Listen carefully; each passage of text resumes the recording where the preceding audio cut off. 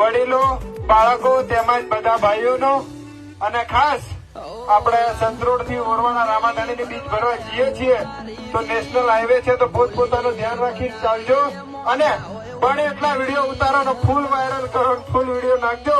બાકી પોતપોતાનું ધ્યાન રાખી મસ્ત મજા કરતા ચાલજો.